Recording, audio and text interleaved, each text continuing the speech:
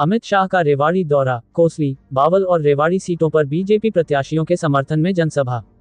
गृह मंत्री भारत सरकार अमित शाह रेवाड़ी में रेवाड़ी बीजेपी प्रत्याशी लक्ष्मण यादव, कोसली के अनिल यादव और बावल के कृष्ण कुमार और के लिए जुटाएंगे समर्थन। आप देख रहे हैं रेवाड़ी से राजेश भारद्वाज के साथ स्वतंत्र प्रबोध न्यूज चैनल। चैनल को शेयर, लाइक और सब्सक्राइब जरूर करें। नोटिफिकेशन पाने के लिए बेल आइकॉन अवश्य दबाएं। आइए सुनाते हैं क्या कहा वंदना पोपली ने। वो सीएम से ही लड़ाई कर लेते थे और लड़ाई करने का कारण ये नहीं था कि उनको जनता के हितों के बारे में सोचना था। वो हमेशा कभी न कभी अपने मंत्रालय के लिए, कभी परिवार में नौकरियों के लिए, इन सब मुद्दों पर उन्होंने जो है हमेशा मुख्यमंत्री से लड़ाई की है। मैं ये कहना चाहती हूँ कि जिस प्रकार से कांग्रेस की स्थिति है हरियाणा में, तमाम तरह के झूठ बोले जा रहे हैं। ये कहा जा रहा है कि जैसे हम आएंगे हम अपना पहला घर भरने का काम करेंगे। ये कह रहे हैं कि हम कोटे में नौकरियां देंगे, 50 वोट दीजिए और 1 नौकरी लीजिए।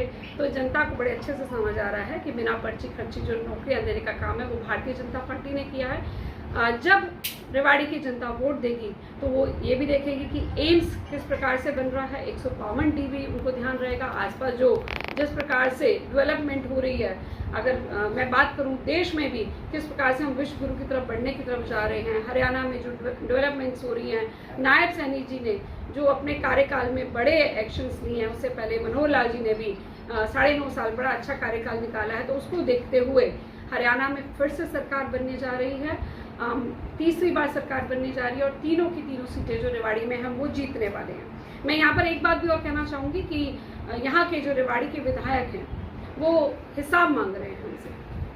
हैरानी की बात है, जिन्होंने 50 साल यहाँ पर रूल किया है वो हमसे हिसाब मांगने चले हैं, अपना हिसाब वो दे नहीं पाते हैं। तो पहले कम से कम अपना वो हिसाब दे दें। मेरी सरकार जो है, जब तक मैं अगर यहाँ पर बात करूँ तो उन्होंने हमेशा इस चीज़ को माना है कि सबका साथ समान विकास, और जितने भी विधायक हैं चाहे पक्ष हैं या विपक्ष हैं, सबको बजट दिया कि वो विकास के कार्य कराएं। तो मैं एक प्रश्न पूछना चाहूँगी उनसे, मेरे से वो हिसाब मांग रहे हैं, मेरी पार्टी से हिसाब मांग रहे हैं, कम से कम वो जो 15 करोड़ उनको मिले थे सरकार की तरफ से, उनका हिसाब दे दें क्या काम कराया। तकरीबन 60% जो पैसा है उसका कोई बजट इन्होंने नहीं दिया है। जितने भी आरोप ये लगाते रहे हैं, चाहे यहाँ पर 6 महीने में आए, 15 दिन में आए, 20 दिन में आए, रहते तो वो गुड़गांव में हैं। कभी कभी अचानक से उनको याद आ जाता है कि चलिए आज चलते हैं और जाकर अटैक कर देते हैं भारतीय जनता पार्टी पर। लगेगा कि हाँ चलो कहीं ना कहीं विधायक है। तो वो जब भी आए हैं तो आकर उन्होंने क्वेश्चन उठाए हैं, लेकिन उनसे ये प्रश्न पूछें कि उनके पिताजी ने इतने लंबे समय में क्या किया था, उसका जवाब दे दें।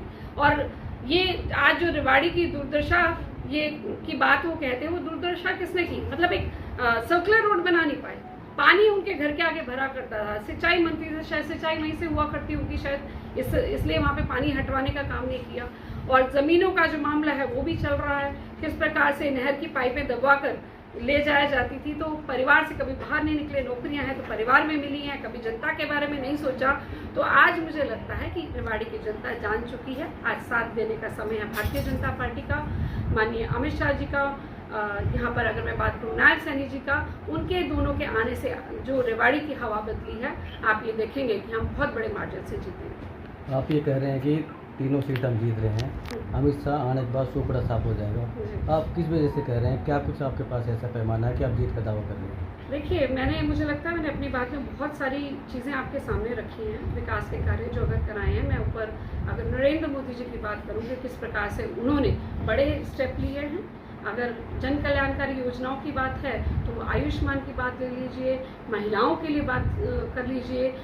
कोई व्यक्ति ऐसा सोचता नहीं था, आज तक ऐसा कोई प्रधानमंत्री नहीं है जिसने इस विषय को उठाया हो कि जो महिलाओं के लिए शौचालय होने चाहिए। उसको विषय को उठाना, और खासकर तब जब 40% अपराध इसलिए होते थे क्योंकि महिलाएं खुले में शौच में जाती थी। तो बड़े एक्शन लेने हो, धारा 370 की बात हो, पाकिस्तान को जवाब देने की बात हो, या जो भी एक्शन लिए गए हैं उसके बाद जन कल्याणकारी योजनाएं। और अगर मैं प्रदेश में बात करूं तो प्रदेश में भी जिस प्रकार से हमने काम किया है उसको देखते हुए जो जनता है सच में कांग्रेस का सुपड़ा साफ करने वाली है। कल क्या शेड्यूल रहने वाला है? कल माननीय गृह मंत्री जी यहाँ सेक्टर 3 ग्राउंड में हमारे पास 10:30 बजे के करीब पहुँचेंगे। यहाँ पर जो तीनों विधानसभाओं की जिले की ये रैली है, जिसमें हमारे साथ में माननीय राव इंद्रजीत सिंह जी भी रहेंगे, हमारे जो सह प्रभारी हैं प्रदेश के सुरेंद्र नागर जी वो रहेंगे। साथ में हमारे जिला के प्रवासी प्रभारी अनुज चतुर्वेदी जी रहेंगे।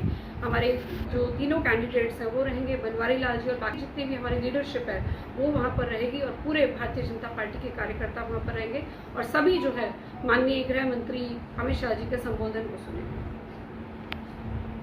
तो यहाँ पर आने पर बहुत बहुत धन्यवाद। आज मेरे साथ इस प्रेस कॉन्फ्रेंस में जतिन अब्रेजा बैठे हैं जो हमारे मीडिया प्रभारी हैं, हमारे मीडिया सह प्रभारी प्रवीण शर्मा जी बैठे हुए हैं, हमारे सोशल मीडिया के प्रभारी नितेश जी बैठे हुए हैं। आज एक बहुत महत्वपूर्ण विषय है जिसके लिए मैंने ये प्रेस कॉन्फ्रेंस में आपसे बात करने की इच्छा रखी है कि कल हमारे रेवाड़ी शहर में हमारे माननीय गृह मंत्री अमित शाह जी आ रहे हैं। और अमित शाह जी क्योंकि चुनाव चल रहे हैं, मैं ये मानती हूँ कि हम 3 सीटों पर, रेवाड़ी जिला में 3 सीटों पर लड़ रहे हैं और मैं यही कहना चाहूँगी कि तीनों सीट जो हैं हम जीत चुके हैं और अमित शाह जी के आने के बाद जो मार्जिन है वो बहुत ज़्यादा बढ़ने वाला है। मैं एक बात और कहना चाहूँगी, हमारे माननीय गृह मंत्री जी जो कहते हैं वो करते हैं।